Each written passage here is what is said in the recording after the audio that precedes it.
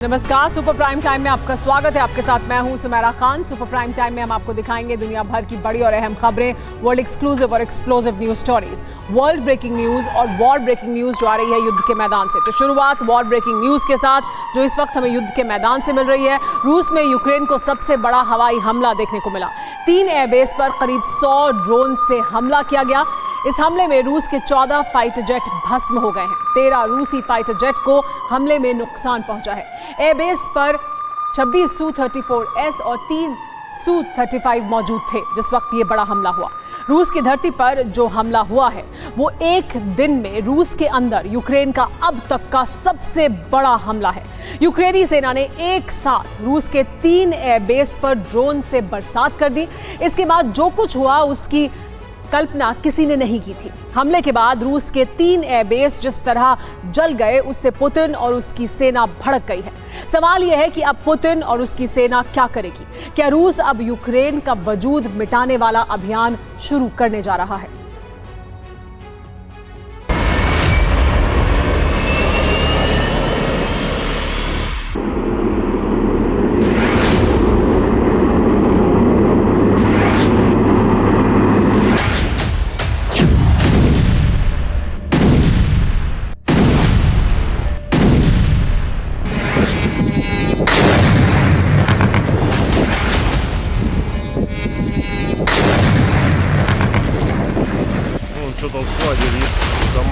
रूस की धरती पर बहुत बड़ा अनिष्ट हो गया है।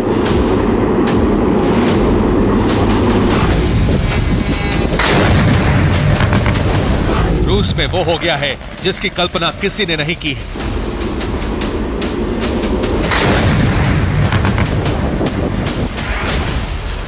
ज़ेलेंस्की सेना ने रूस के 3 शहरों में बहुत बड़ा विस्फोट कर दिया है।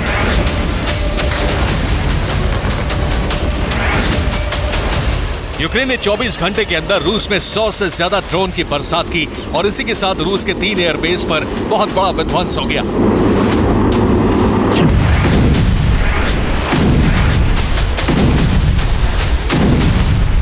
रूसी सेना पिछले कई दिनों से यूक्रेनी शहरों का दहन कर रही थी। अब यूक्रेन ने इसका बड़ा बदला ले लिया है। यूक्रेनी सेना ने अपने ही ड्रोन से रूस की धरती पर अब तक का सबसे विनाशक हमला कर दिया।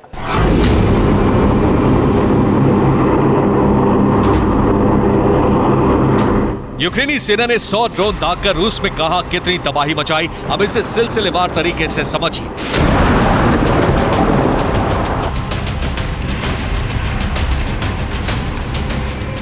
आधी रात रोस्टोव के मोरोजोवस्क एयरबेस पर इसी तरह एक के बाद एक कई ड्रोन विस्फोट हुए।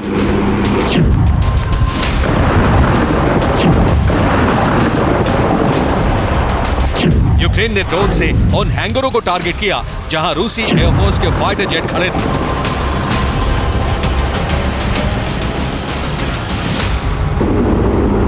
यूक्रेनी फोर्स ने रोस्टोव के मोरोजोवस्क एयरबेस पर 60 से ज्यादा ड्रोन दागे। ताबड़तोड़ विस्फोट से न सिर्फ एयरबेस को बड़ा नुकसान पहुंचा बल्कि पूरा रोस्टोव शहर दहल गया।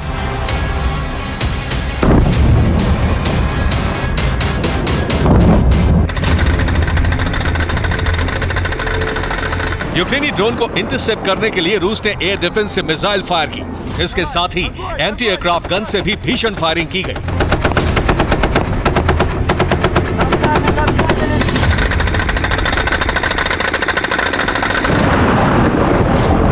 रूसी रक्षा मंत्रालय का दावा है कि उसने सिर्फ रोस्टोव में ही यूक्रेन के 40 ड्रोन को इंटरसेप्ट कर लिया, लेकिन 20 ड्रोन ने अपने टारगेट को हिट किया।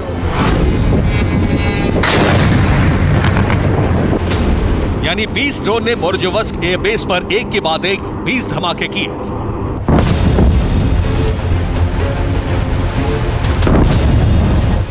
और इसी के साथ रूसी एयरफोर्स को बहुत बड़ी चोट पहुंच गई।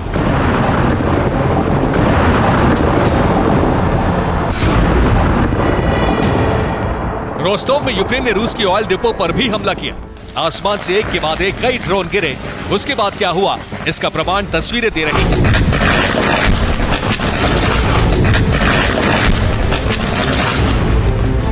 हमले के बाद ऑयल डिपो में भीषण आग लग गई। आसमान में ऊंची ऊंची लपटें उठने लगी।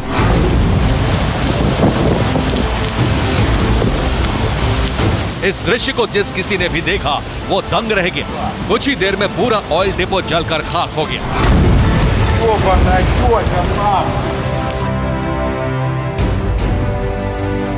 यूक्रेन ने रूस के सारातोव में एंगल्स एयरबेस पर भी दर्जनों ड्रोन दागे।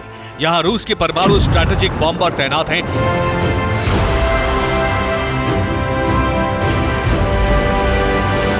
रूस ने पिछले 3 दिनों में इन्हीं बॉम्बर से यूक्रेन पर क्रूज मिसाइलों की बरसात की थी।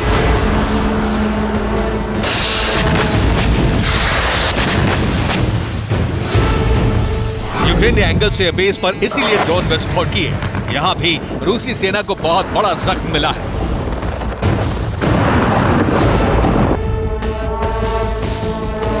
रूस के क्रास्नोदार में भी आधी रात को इसी तरह कई विस्फोट हुए। यहां भी यूक्रेन के टारगेट पर रूसी एयरबेस था। क्रास्नोदर के येयस्क एयरफील्ड पर यूक्रेन के कई ड्रोन आकर गिरे और इसी के साथ रूस के तीसरे एयरबेस पर भी बड़ी तबाही हो गई।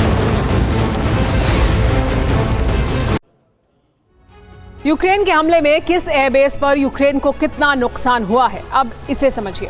रोस्तोव के मोरोजोवस्क एयरबेस पर जिस वक्त हमला हुआ उस वक्त वहां रूस के 12 सुखोई 24, 12 सुखोई 24M और 16 सुखोई 34 लड़ाकू विमान खड़े थे। रिपोर्ट्स के मुताबिक यूक्रेन के ड्रोन हमले में रूस को 8 विमान तबाह हो गए हैं, जबकि 6 विमानों को नुकसान पहुंचा है। सारातोव के एंगल्स एयरबेस पर रूस के स्ट्रेटेजिक परमाणु बॉम्बर खड़े थे। बताया जाता है कि वहां 16 Tu-95, 6 Tu-22 और 9 Tu-160M बॉम्बर तैनात थे। यूक्रेन के विस्फोट की वजह से रूस के 2 बॉम्बर तबाह हुए हैं। 4 बॉम्बर को नुकसान पहुंचा है। यूक्रेन ने रूस के जिस तीसरे एयरबेस पर अटैक किया वो है क्रास्नोदर का येयस्क एयरफील्ड। बताया जाता है कि यहां रूस के 6 Su-24, 8 Su-27 और 6 Su-34 फाइटर जेट तैनात थे। यहां यूक्रेन के हमले में 4 विमानों के तबाह होने और 3 विमानों को नुकसान पहुंचने की रिपोर्ट है। और इस तरह 3 एयरबेस पर रूस के कुल 14 लड़ाकू विमान तबाह हो गए और 13 को नुकसान पहुंचा है। एक दिन के अंदर रूसी सेना को यह अब तक की सबसे बड़ी चोट है।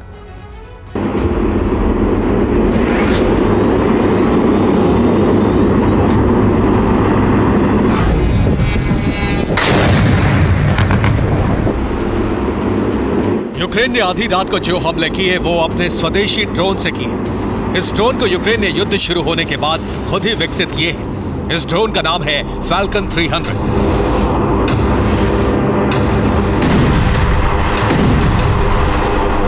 फैल्कन 300 की रेंज 3300 किलोमीटर है। ये 300 किलो का पेलोड ले जाकर तबाही मचाता है। ये 12 किलोमीटर की ऊंचाई पर उड़ान भरता है। रिपोर्ट के मुताबिक यूक्रेनी सीक्रेट सर्विस ने प्लान बनाया। इसके तहत यूक्रेनी फोर्स ने रूस के 3 एयरबेस पर आधी रात 100 फैल्कन ड्रोन दागे। रूस का दावा है कि उसने 53 ड्रोन इंटरसेप्ट कर लिए, लेकिन बाकी ड्रोन ने 3 एयरबेस पर बहुत बड़ा विध्वंस कर दिया।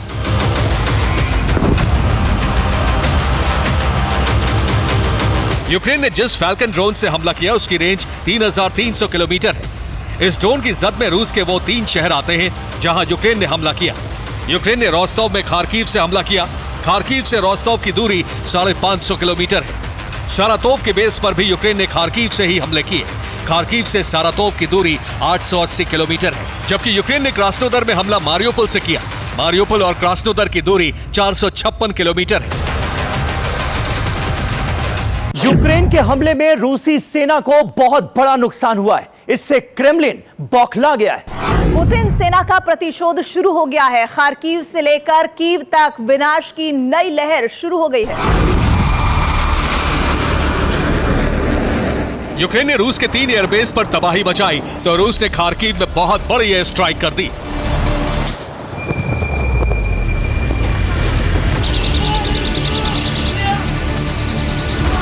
आसमान से एक के बाद एक कई मिसाइलें गिरी, जोरदार धमाके हुए और खार्किव में बहुत बड़ा रक्तपात हो गया।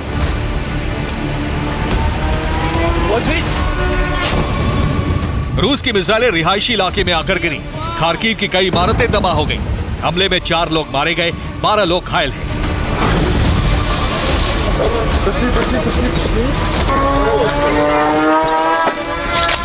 इतना ही नहीं, रूस ने खार्किव में यूक्रेनी सेना के ड्रोन लॉन्च पैड को भी तबाह कर दिया।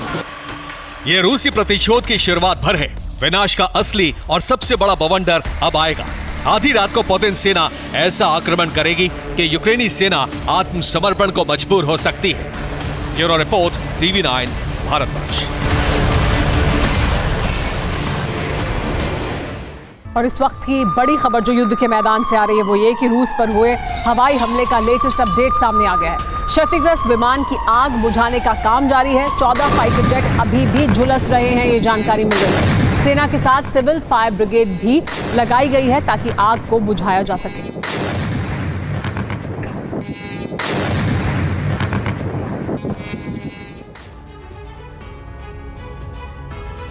यूरोप में एक और युद्ध शुरू होने का अंदेशा बढ़ गया है और इस दफा रूस के स्वीडन से टकरा सकता है, क्योंकि स्वीडन ने बाल्टिक सागर के बीचों बीच अपने एक आइलैंड पर नेटो मिलिट्री बेस बनाने का फैसला किया है। स्वीडन के इस फैसले से रूस तमतमाया हुआ है। अगर ऐसा हुआ तो रूस का कारोबारी रूट ब्लॉक हो जाएगा और ऐसा पुतिन हरगिज नहीं होने देंगे। यानी स्वीडन पर रूस हमला कर सकता है, लेकिन स्वीडन यूक्रेन की तरह अकेला नहीं पड़ेगा, बल्कि उसके पीछे नेटो सेना होगी। यानी रूस का टकराव अब नेटो से हो सकता है, जिससे यूरोप में भारी तबाही आ सकती है।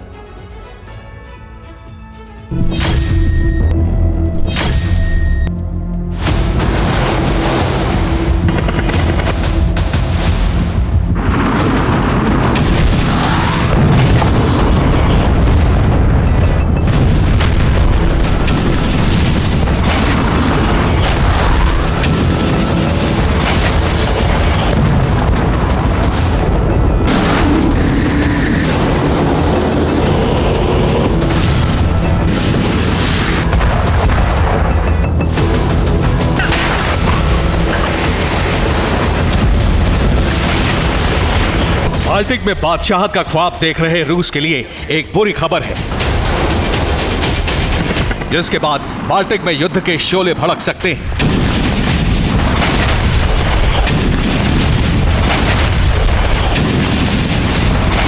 एक आइलैंड को लेकर रूस और नेटो में टकराव बढ़ सकता है।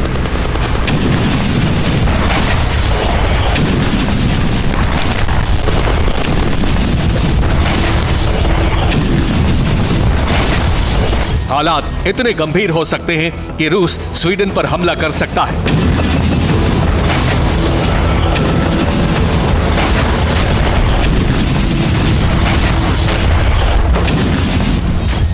क्योंकि वो आइलैंड स्वीडन का हिस्सा है जिसका नाम गॉटलैंड है, जिसकी स्वीडन से दूरी 206 किलोमीटर है।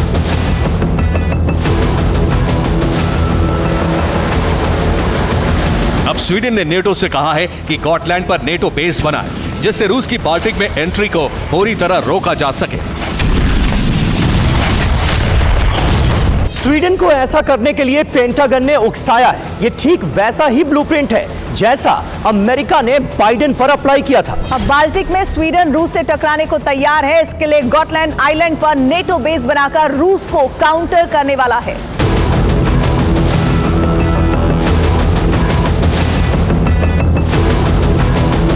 रूस का वर्चस्व घटाने के लिए बाइडेन ने जो प्लान बनाया है उसमें ब्लैक सी के बाद बाल्टिक में मजबूत किलेबंदी की जा रही है।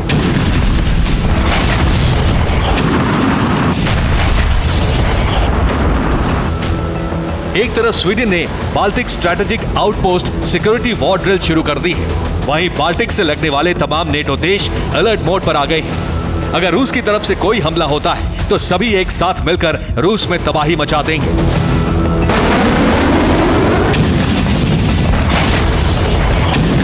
दरअसल फिनलैंड और स्वीडन के नेटो में शामिल होने के बाद से बाल्टिक से लगे सारे देश नेटो में जा चुके हैं और सदस्य बन जाने के बाद नेटो आर्टिकल 5 के जरिए उन देशों पर हमले का जवाब दे सकता है।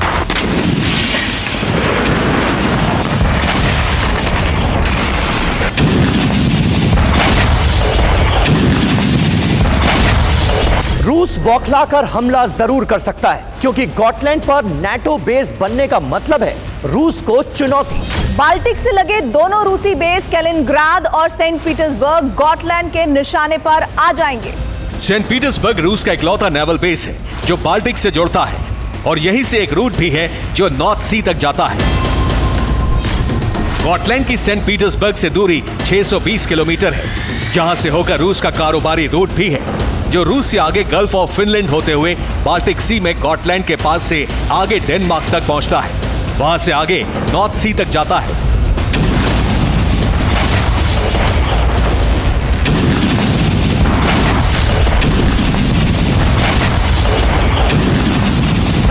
लेकिन अब नेटो इस रूट को ब्लॉक करके रूस को सीधी चुनौती दे रहा है। इसीलिए सालों से शांत रहे गॉटलैंड पर हाईटेक हथियार, मिसाइल लॉन्चर, डिफेंस सिस्टम और युद्धपोत सबमरीन लगाकर उसे युद्ध का एपिसेंटर बनाना चाहता है।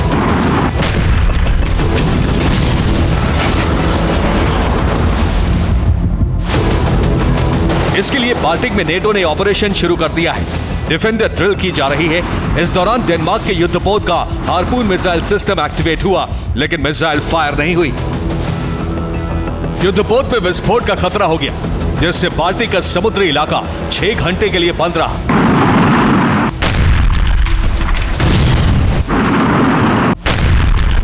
लेकिन सोचिए, जब गॉटलैंड पर नेटो बेस बनने के बाद बाल्टिक में पूरा चक्रव्यूह तैयार हो जाएगा तो रूस की वहां एंट्री बैन हो सकती है। ऐसे में रूस के पास युद्ध के अलावा कोई और विकल्प नहीं बचेगा।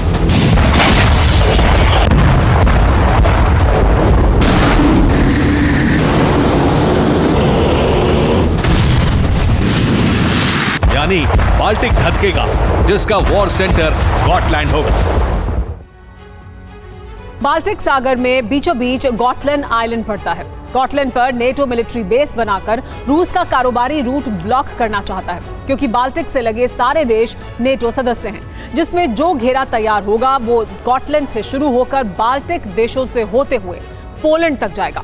फिर आगे जर्मनी, नॉर्वे, स्वीडन होते हुए फिनलैंड की खाड़ी तक का सारा रूट ब्लॉक हो जाएगा। यानी एक ऐसा घेरा बन जाएगा जिसमें रूस फंस सकता है। अगर रूस के कारोबारी शिप या फिर युद्धपोत बाल्टिक में आगे आने की कोशिश करेंगे तो नेटो गॉटलैंड से हमला कर सकता है, जिसके टारगेट पर बाल्टिक से लगे दोनों रूसी बेस हो सकते हैं, जिसमें नेवल बेस सेंट पीटर्सबर्ग और रूस का एटमी बेस कैलिनिंग्राड शामिल है।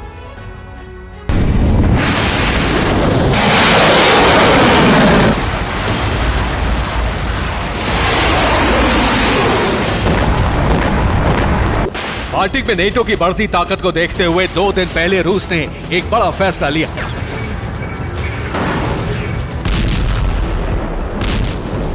सेंट पीटर्सबर्ग में पड़ने वाले बाल्टिक सी से लगे लेनिनग्राद को मिलिट्री डिस्ट्रिक्ट बना दिया है और उसकी कमान पुतिन ने भरोसेमंद कमांडर अलेक्जेंडर लापिन को दी है।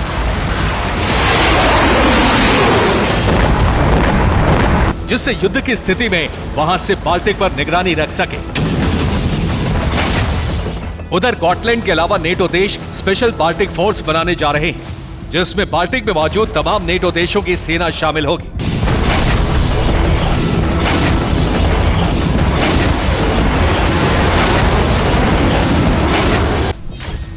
जबकि कमांड सेंटर गॉटलैंड बनाया जाएगा, जिसे 2015 में स्वीडन ने प्राइमरी बेस बनाया था।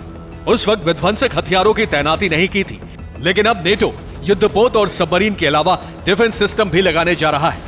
2023 में इसका ब्लूप्रिंट बनाया गया और स्वीडन का नेटो सदस्य बनने के बाद इस पर तेजी से काम किया जा रहा है।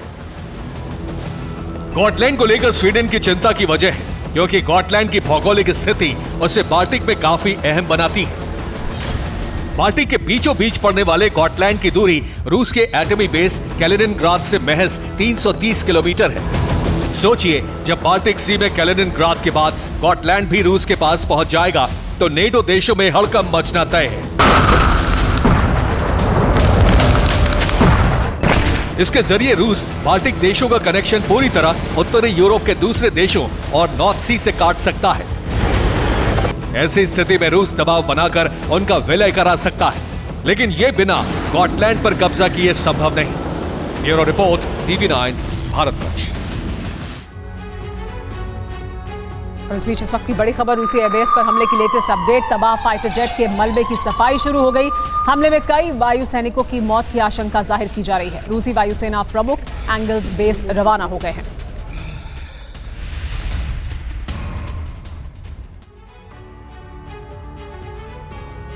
रूस दिन ब दिन लाचार होता जा रहा है और देश के कई इलाकों में अंधकार का दायरा बढ़ता जा रहा है। इसकी सबसे बड़ी वजह है यूक्रेन की ड्रोन शक्ति और ज़ेलेंस्की की नई युद्ध नीति, जिसके तहत रूस की तेल रिफाइनरी, तेल डिपो, गैस पाइपलाइन और इंफ्रास्ट्रक्चर को टारगेट किया जा रहा है। एक तरफ ड्रोन से ताबड़तोड़ प्रहार हो रहे हैं, तो दूसरी तरफ पश्चिमी देशों के प्रतिबंधों की वजह से रूस अपनी रिफाइनरी की मरम्मत नहीं कर पा रहा है। रूस को जरूरी उपकरणों की सप्लाई नहीं हो पा रही है। रूस की चिंता इसलिए बढ़ गई है क्योंकि यूक्रेन ने अब 1000 किलोमीटर की रेंज वाले ड्रोन बना लिए हैं।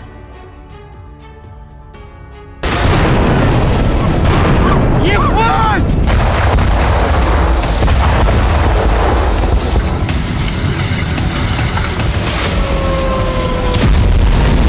500 किलो या 1000 किलो का बम नहीं,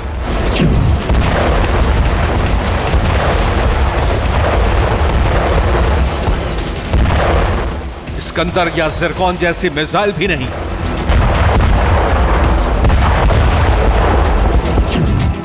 बस एक ड्रोन से रूस में हो रहे हैं ऐसे धमाके।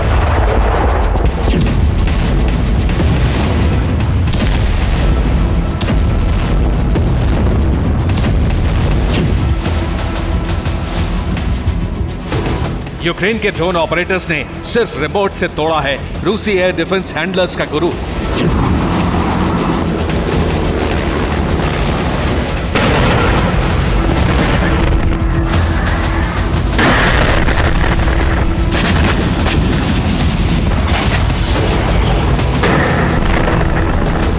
धधकती हुई आग, काला धुआं, लेकिन इंसानों को अब बहुत बड़ा संहार भी नहीं।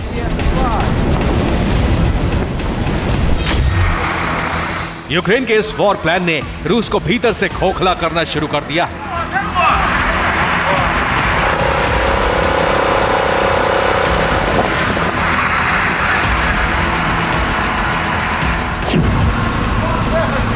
यूक्रेन की इस रणनीति में रूस की अर्थव्यवस्था को भारी नुकसान हो रहा है। रूस की निर्यात शक्ति धीरे धीरे कमजोर हो रही है। तेल और गैस की सप्लाई से होने वाली आमदनी कम होने लगी है।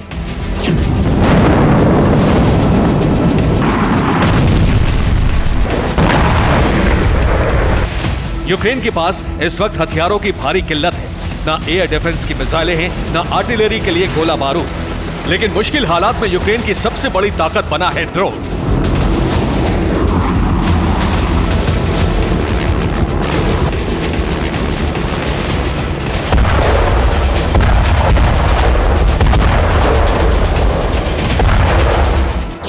सीमा से 1000 किलोमीटर तक प्रहार हो रहे हैं।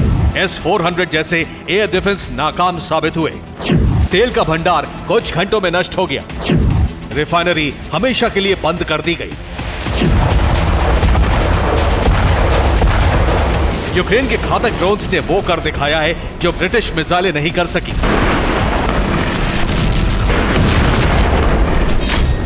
यूक्रेन के ड्रोन ने इन दिनों पुतिन की नींद उड़ा दी है।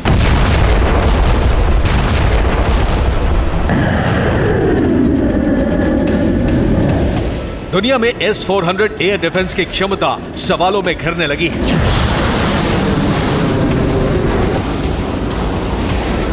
यूक्रेन युद्ध की शुरुआत में दूसरे देशों के ड्रोन के भरोसे था, लेकिन अब यूक्रेन के पास बेहद घातक और लॉन्ग रेंज के ड्रोन हैं।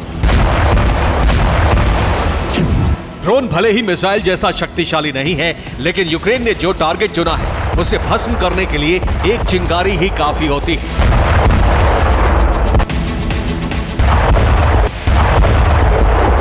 यूक्रेन के ड्रोन से बड़े धमाके और रूस को बहुत बड़े नुकसान की वजह है यूक्रेन की रणनीति।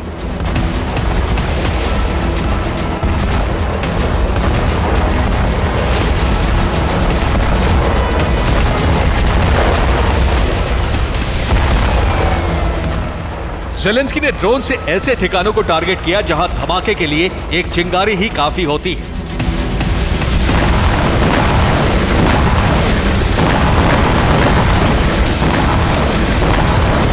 Oil refinery, gas pipeline, aircraft factory, air defence factory, Moscow के एयरपोर्ट। तेल के जिन ठिकानों पर एक छोटी सी चिंगारी से धमाका हो सकता है, वहां 15 से 20 किलो के विस्फोटक से धमाका बड़ी तबाही ला रहा है।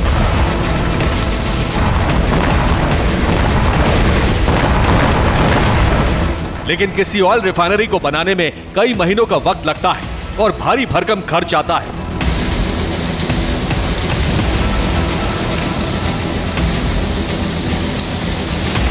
कई रिफाइनरी में प्रोडक्शन को कम करना पड़ता है। लुकायल रिफाइनरी का प्रोडक्शन 40% कम हो गया है।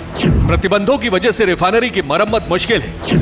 रूस रिफाइनरी के लिए जरूरी उपकरण नहीं खरीद सकता है।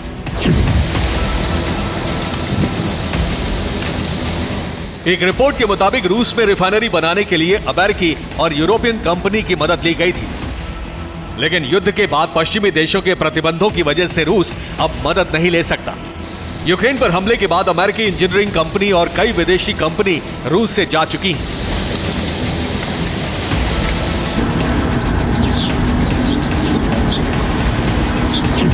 आगे बढ़ने से पहले आपको इस वक्त रूस की सबसे बड़ी कमजोरी और यूक्रेन की सबसे बड़ी ताकत के बारे में बताते हैं।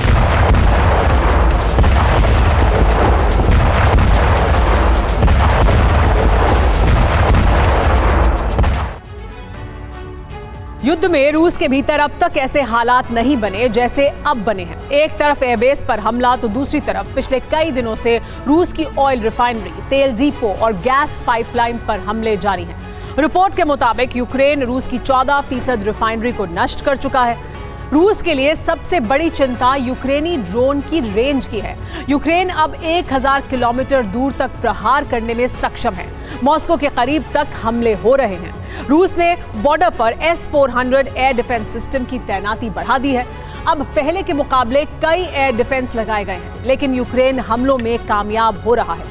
लगातार हमलों का सबसे ज्यादा असर तेल के निर्यात पर पड़ा है। हथियारों की भारी किल्लत के बीच यूक्रेन को ड्रोन शक्ति ने रूस को लाचार बनाना शुरू कर दिया है। यूक्रेन का यूती ड्रोन बेहद घातक है क्योंकि ये 75 किलो तक विस्फोटक लेकर उड़ सकता है और इसकी रेंज 1000 किलोमीटर है। इसके अलावा UJ-26 बीवर ड्रोन से भी यूक्रेन हमले कर रहा है। ये ड्रोन भी 20 किलो विस्फोटक ले जाने में सक्षम है। ये ड्रोन 1000 किलोमीटर दूर तक प्रहार कर सकता है। यूक्रेन के पास इस वक्त कई लॉन्ग रेंज के ड्रोन हैं। UJ-22 ड्रोन 20 किलोग्राम विस्फोटक के साथ उड़ सकता है और इसकी रेंज 800 किलोमीटर है। रूस के लिए सबसे बड़ी चिंता की बात यूक्रेनी ड्रोन की रेंज है। इस बार यूक्रेन के ड्रोन मॉस्को तक पहुंचने में कामयाब हो रहे हैं। यूक्रेन की सीमा से 800 से 1000 किलोमीटर दूर मौजूद रिफाइनरी पर भी हमले हो रहे हैं।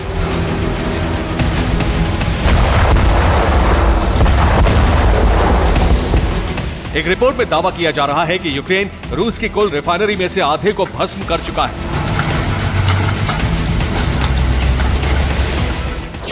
जापान ने भी रूस पर नए प्रतिबंध लगाए हैं। जापान ने 164 तरह की चीजों के निर्यात पर रोक लगा दी है। प्रतिबंधों में इंजन ऑयल, बैटरी, गैस की पाइप, तेल की पाइप शामिल है। इसका मतलब साफ है कि एक तरफ यूक्रेन के हमले से जिन चीजों की जरूरत रूस को सबसे ज्यादा पड़ेगी उसकी सप्लाई रोकी जा रही है ताकि रूस को और आर्थिक नुकसान पहुंचाया जा सके।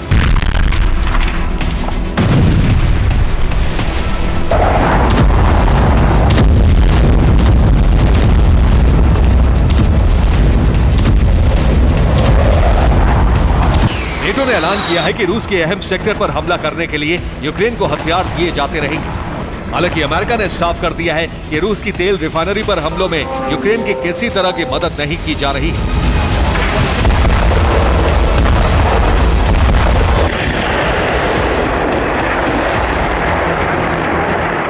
रूस के एयर डिफेंस की तैनाती बढ़ने के बाद यूक्रेन के कई ड्रोन गिरा दिए गए हैं, लेकिन यूक्रेन की कामयाबी का सिलसिला थमने का नाम नहीं ले रहा है।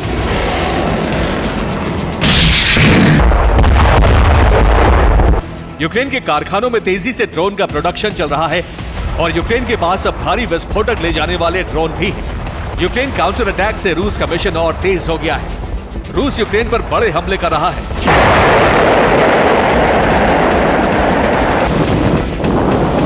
2 साल से अधिक समय के इस युद्ध में दोनों सेनाएं एक दूसरे के हथियार गोदाम और ठिकानों पर प्रहार कर रही थी, लेकिन अब ऐसा दौर आया है जब रूस की अर्थव्यवस्था की रीढ़ कहे जाने वाले तेल और गैस के ठिकानों पर प्रहार शुरू हुआ है। Bureau report, TV9 Bharatvarsh.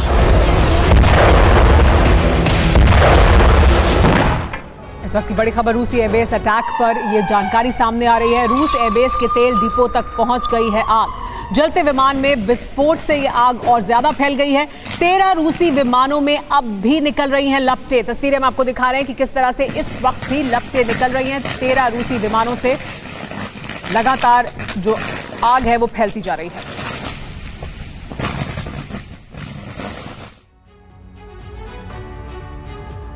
NATO का 75वां स्थापना दिवस समारोह बेल्जियम के ब्रसल्स में पूरा हो गया। यूक्रेन को इस सम्मेलन से बहुत उम्मीद थी, लेकिन निराशा के अलावा कुछ भी हाथ नहीं लगा। ज़ेलेंस्की ने कहा है कि नेटो संगठन से आश्वासन के अलावा कुछ नहीं मिल रहा है।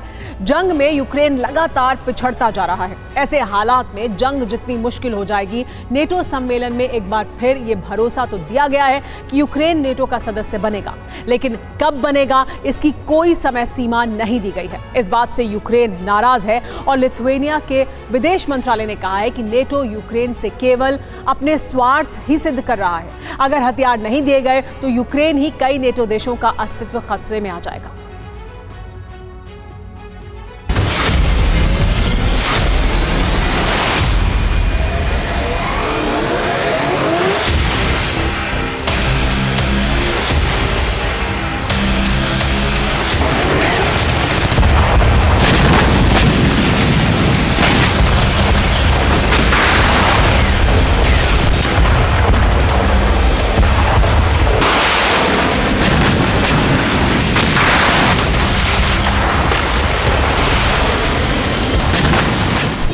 नेटो का महासम्मेलन और यूक्रेन को फिर वही कोरा आश्वासन।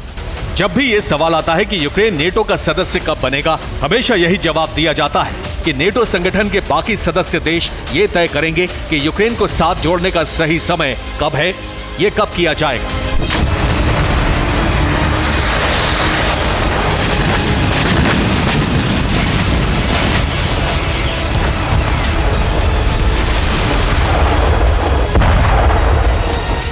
कई बार महामंथन हो चुका है, लेकिन यूक्रेन को हर बार यही उम्मीद बंधाकर लौटा दिया जाता है कि वो जल्द नेटो सदस्य बनेगा।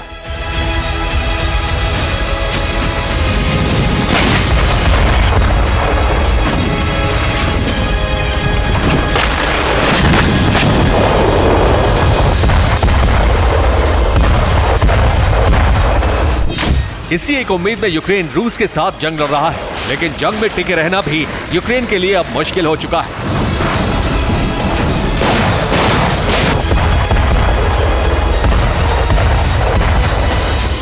मार्च अप्रैल के महीने में रूस ने यूक्रेन पर 480 से ज्यादा मिसाइल हमले किए हैं। ये हमले क्रूज और बैलिस्टिक मिसाइलों से किए गए हैं। ज्यादातर हमले यूक्रेन रोकने में नाकाम रहा है। यूक्रेन के 14 प्रांतों में भारी तबाही हुई है। यूक्रेन ने नेटो से एयर डिफेंस सिस्टम की मांग की है। यूक्रेन के विदेश मंत्री दिमित्रो कुलेबा ने कहा है कि नेटो देशों के पास 100 से ज्यादा पैट्रियट एयर डिफेंस सिस्टम है। यूक्रेन ने 7 एयर डिफेंस सिस्टम की मांग की थी, लेकिन नेटो ने वादे के सिवा कुछ नहीं दिया।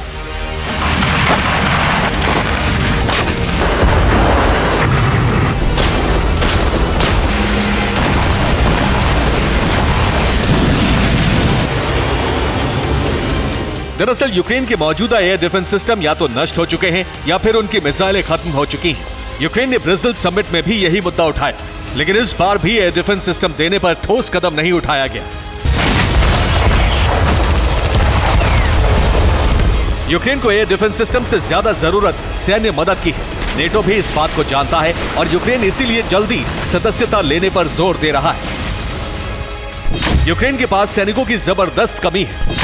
राष्ट्रपति ज़ेलेंस्की ने सेना में भर्ती की उम्र घटाकर 25 से 18 साल कर दी है। इसके बावजूद यूक्रेन 10,000 सैनिक भी भर्ती नहीं कर पाया है। अगर यूक्रेन को नेटो सदस्यता मिलती है तो नेटो देशों की फौज को जंग में उतरना पड़ेगा। इससे यूक्रेन के सामने फौज की कमी का संकट खत्म हो जाएगा।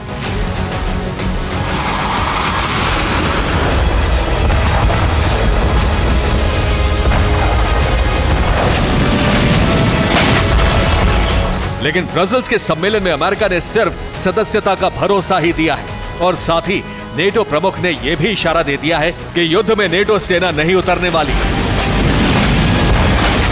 नेटो प्रमुख कह रहे हैं कि यूक्रेन को आत्मरक्षा के लिए हथियार दिए जाते रहेंगे, लेकिन अब उनकी सप्लाई भी बाधित हो चुकी है। नेटो सम्मेलन में इस मुद्दे को उठाया गया। सम्मेलन में ब्रिटेन ने यूक्रेन को हथियार सप्लाई का मुद्दा उठाया। ब्रिटेन ने कहा कि अमेरिकी कांग्रेस को यूक्रेन को मदद जारी करनी चाहिए। अमेरिकी कांग्रेस में यूक्रेन को मदद का प्रस्ताव रुका हुआ है।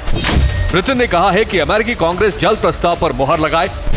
ईयू ने $7 बिलियन की मदद जारी करने को हरी झंडी दे दी है। इसके अलावा रूस की सीज की गई यूरोपीय संपत्तियों की बिक्री का मुद्दा भी उठा। संपत्तियों की बिक्री से आने वाली रकम यूक्रेन को देने का प्रस्ताव रखा गया।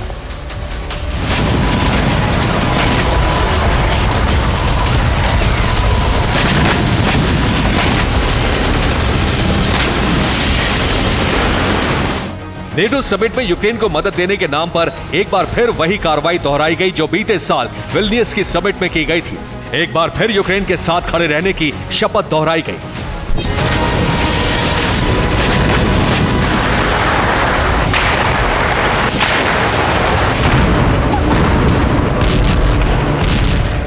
नेटो के रुख से ज़ेलेंस्की संतुष्ट नहीं है और अपनी आपत्ति दर्ज करा चुके हैं।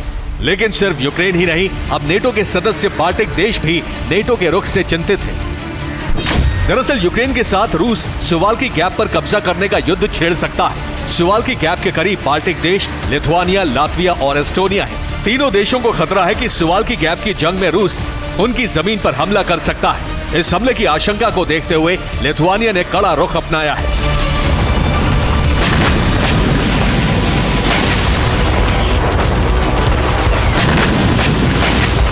लिथुआनिया के विदेश मंत्री ने कहा है कि यूक्रेन के जरिए अमेरिका अपना स्वार्थ सिद्ध कर रहा है। यूक्रेन को सिर्फ मदद का भरोसा दिया जा रहा है। बिना हथियारों के यूक्रेन की मदद नहीं हो सकती है। यूक्रेन को हथियार सप्लाई धीमी हो रही है। यूरोप पर रूस के आक्रमण का खतरा बढ़ता जा रहा है।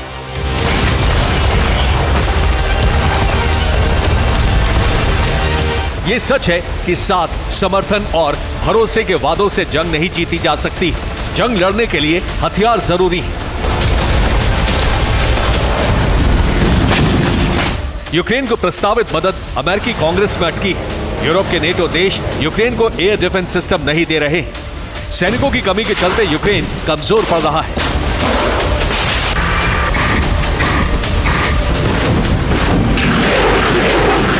अगर नेटो जल्द ही बड़े पैमाने पर हथियार नहीं देता तो रूस के हमलों से यूक्रेन का ध्वस्त होना तय है।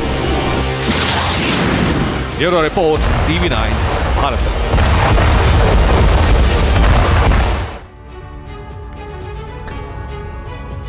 युद्ध के मैदान की इस वक्त की बड़ी खबर, रूस ने यूक्रेन बॉर्डर भेजे हैं एटमी बॉम्बर।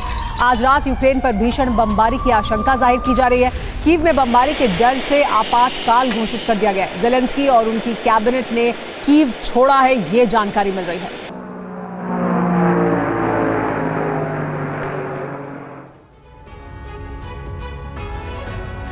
इजरायल और ईरान में युद्ध को लेकर ग्लोबल अलार्म बज गया है। ईरानी सेना आज रात इजरायल की धरती पर हमले कर सकती है। ईरानी सेना की गतिविधियां इस बात का ऐलान कर रही हैं कि ईरान इजरायल पर एक साथ कई फ्रंट से हमले करेगा। उसने सीरिया, यमन और लेबनान से बाल्टिक मिसाइलों का जखीरा भेज दिया है। CIA ने कहा है कि ईरान बहुत बड़ा हमला करने जा रहा है। CIA की इस रिपोर्ट के बाद इजरायल में हड़कंप मचा हुआ है।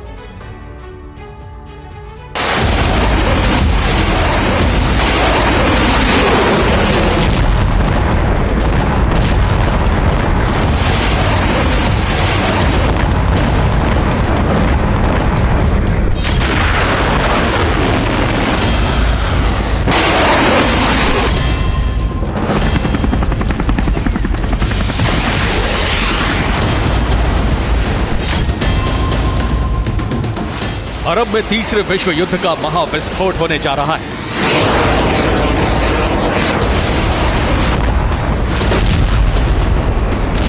ईरान इजरायल युद्ध को लेकर ग्लोबल अलर्ट जारी हो गया है।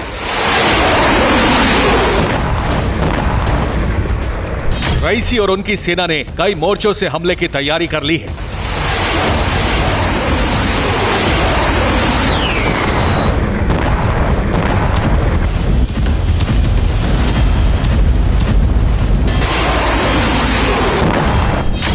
48 घंटे के अंदर इजराइल की धरती पर बहुत बड़ा विस्फोट होने वाला है।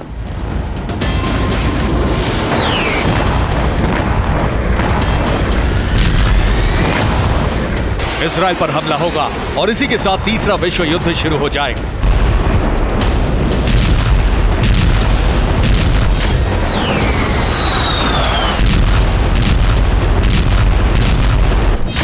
अमेरिकी खुफिया एजेंसी CIA ने अपनी रिपोर्ट में कहा है कि ईरान 48 घंटे के अंदर इजराइल पर हमला कर सकता है।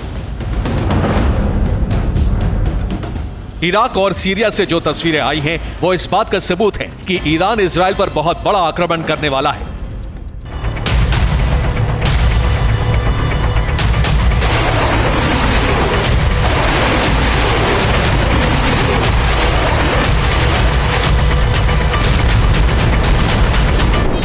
ईरान ने सीरिया में बड़े पैमाने पर हथियार और मिसाइलें पहुंचा दी हैं। इतना ही नहीं, इराक में ईरानी हथियारों का काफिला देखा गया है। हथियारों का जखीरा भेजा जा चुका है। सेना और मिसाइलों की तैनाती हो चुकी है।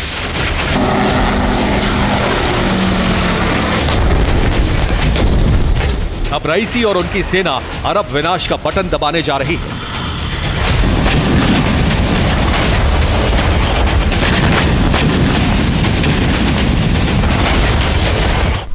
ईरान ने इजराइल पर एक साथ कई फ्रंट से हमला करने की तैयारी कर ली है।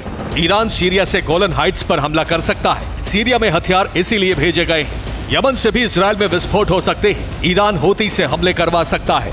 इसके अलावा रईसी ने लेबनान फ्रंट को भी एक्टिवेट कर दिया है। लेबनान से ईरान की सबसे बड़ी प्रॉक्सी हिजबुल्लाह इजरायली शहरों को दहला सकता है। इसके अलावा ईरान अपनी धरती से भी लंबी दूरी की मिसाइलें दाग सकता है।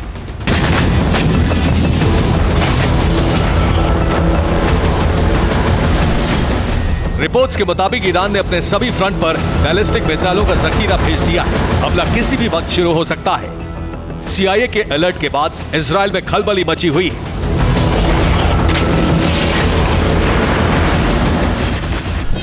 ईरानी खतरे को देखते हुए इजरायली वॉर कैबिनेट की बड़ी बैठक हुई। इसमें ईरान के हमलों को रोकने का प्लान तैयार किया गया। इजराइल ने अपने सभी एयर डिफेंस सिस्टम को एक्टिवेट कर दिया है। इजराइल ने इलेक्ट्रॉनिक वॉरफेयर की तैयारी कर ली है। इतना ही नहीं, IDF ने अपने इलाके के GPS को जाम कर दिया है। इसके अलावा दुनिया भर में मौजूद अपने दूतावास को खाली करवा रहा है। सभी राजनयिकों को वापस बुलाया जा रहा है। इजरायली सेना ने भी बयान जारी कर कहा है कि ईरान बैलिस्टिक मिसाइलों से किसी भी वक्त हमला कर सकता है।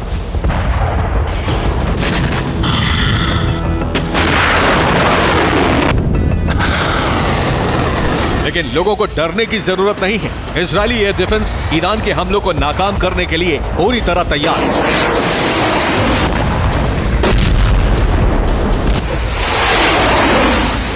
एक तरफ ईरान इजराइल पर हमले की तैयारी कर रहा है तो दूसरी तरफ आतंकी संगठन अल अदल ने उसकी मुसीबतें बढ़ा रखी। अल अदल ने ईरान में लगातार दूसरे दिन भी कई धमाके किए। अल अदल ने दक्षिण पूर्वी ईरान के 4 शहरों में कई हमले किए। अल अदल के हमलों में 10 ईरानी सैनिक और 28 नागरिक मारे गए हैं। ईरानी इंटेलिजेंस एजेंसियों को रिपोर्ट मिली है कि इन हमलों के पीछे इजरायली खुफिया एजेंसी मोसाद का हाथ है। वही ईरानी धरती पर आतंकी हमले करवा रहा है। इस बात से भड़का ईरान इजराइल पर महाप्रहार करने जा रहा है।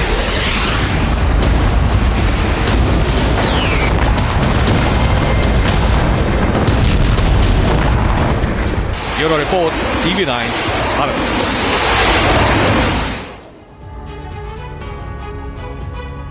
रमजान का महीना खत्म होने जा रहा है, लेकिन गाजा में तबाही नहीं रुकी है। अब अमेरिका फिर कह रहा है कि जल्द ही सीजफायर किया जाए, जबकि दूसरी तरफ इजराइल को हथियारों की खेप भी भेज रहा है, जिससे सवाल उठ रहा है कि विध्वंसकारी फैसले के बीच अमेरिका का युद्ध विराम का समर्थन करना कहीं किसी प्लान का हिस्सा तो नहीं है।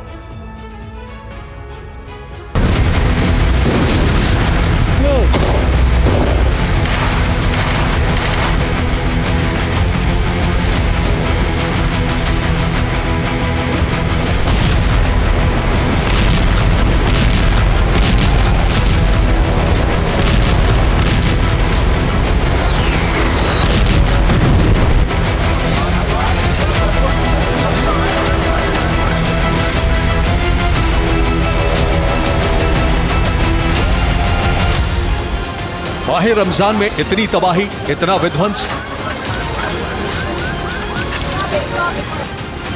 इस्लामिक देशों और अमेरिका की कोशिशों के बाद भी तबाही नहीं रुकी।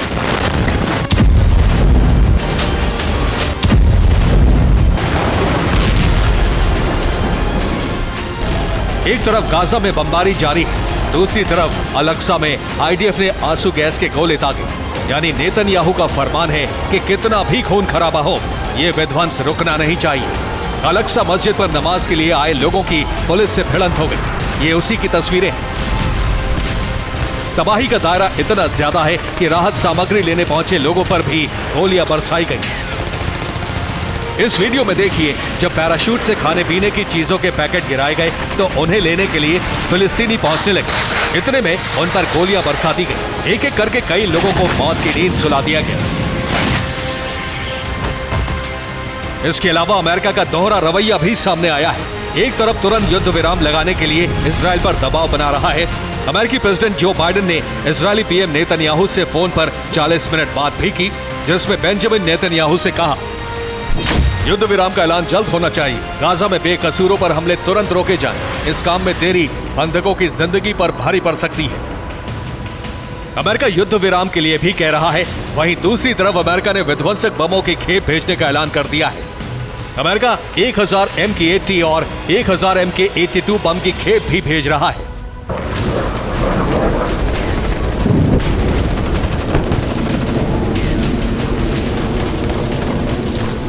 अमेरिका की ऐसी दोहरी नीति से सवाल उठ रहा है, क्या अमेरिका वाकई युद्ध विराम चाहता है या सिर्फ दिखावा है? क्योंकि अमेरिका बम की खेप के अलावा F-15 जेट भी इजराइल को देने जा रहा है।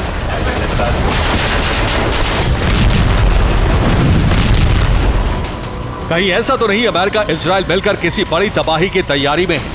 अगर ऐसा हुआ तो मिडिल ईस्ट का युद्ध का एपिसेंटर बनना तय है, जहां से युद्ध की चिंगारी पूरे यूरोप तक फैल सकती है।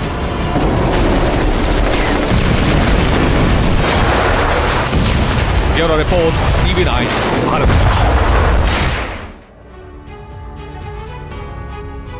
ताइवान और हिंद प्रशांत क्षेत्र के अपने सैन्य बेस पर मंडराते चीन से खतरे से निपटने के लिए अमेरिका ने मिसाइल प्लान तैयार कर लिया है। अमेरिका के इंडो पैसिफिक लैंड फोर्सेस के कमांडर ने कहा है कि अमेरिका मीडियम रेंज मिसाइल तैनात करने जा रहा है। अमेरिका के इस ऐलान के बाद चीन ने नए एयर डिफेंस सिस्टम की तैनाती तेज कर दी है।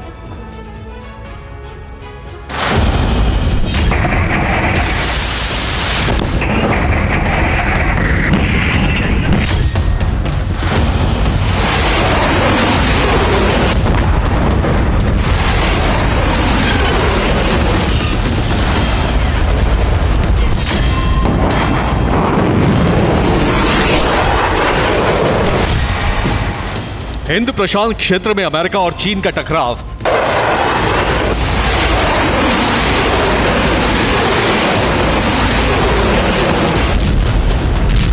ताइवान और अपने सैन्य बेस की सुरक्षा में अमेरिका का बड़ा सामरिक कदम।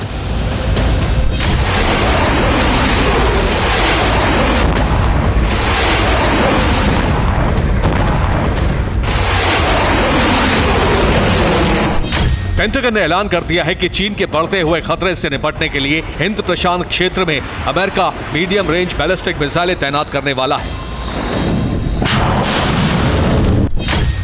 अमेरिका की इंडो पैसिफिक लैंड फोर्सेस के कमांडर जनरल चार्ल्स फ्लिन ने कहा है कि चीन की आधुनिक मिसाइलों से निपटने की तैयारी जरूरी है। पेंटागन ने फैसला लिया है कि हिंद प्रशांत क्षेत्र में अमेरिका अपनी मीडियम रेंज बैलिस्टिक मिसाइलें तैनात करेगा। ये मिसाइलें टोक्यो के योकोता एयरबेस पर तैनात हो सकती हैं। इसके साथ ही दक्षिण कोरिया में प्योंगताई के कैंप हम्फ्रेस पर मिसाइलें तैनात हो सकती हैं। अमेरिका परमाणु हमला करने में सक्षम मिसाइलें तैनात करने वाला है। ताइवान पर चीन जल्द से जल्द कब्जा चाहता है और भूकंप आने के बाद भी चीन ने अपनी विस्तारवादी हरकतें बंद नहीं की हैं। 4 अप्रैल को सुबह 6 बजे भी चीनी सेना के 4 मिलिट्री एयरक्राफ्ट ताइपे के नजदीक चक्कर लगाते रहे। इन विमानों ने उड़ान चीन के फुजियान प्रांत से भरी। वहीं चीनी नौसेना के 7 जहाज भी ताइवान के आसपास डेरा डाले हुए हैं। इसीलिए अमेरिका ने हिंद प्रशांत क्षेत्र में मीडियम रेंज मिसाइलें तैनात करने का ऐलान किया है।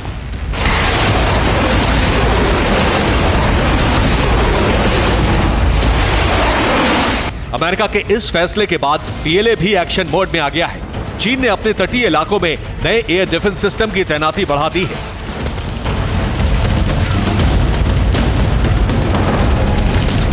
ये चीन के नए एयर डिफेंस सिस्टम है। इसका नाम है CSSA-5 एंटी एयरक्राफ्ट सिस्टम।